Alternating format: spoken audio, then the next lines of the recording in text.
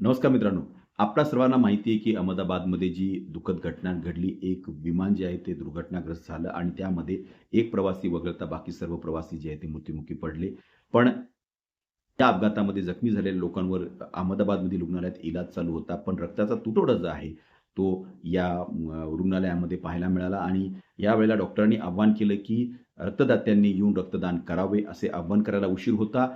1000च्या वर लोकांनी जे आहे तिथं अक्षरशः रांग लावली आणि रक्तदान केलं आणि हे रक्तदान एक रेकॉर्ड ब्रेक रक्तदान जे आहे ते भारतीयांनी केलं आणि परत एकदा दाखवलं, की संकट समयी एक होतात. हे मात्र भारतातल्या लोकांनी परत एकदा सिद्ध केलेले आहे.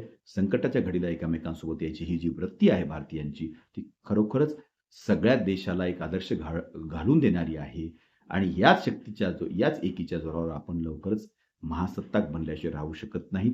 या दुर्घटनेमध्ये मृत्युमुखी पावलेल्या सर्व लोकांना आम्ही श्रद्धांजली अर्पित करतो.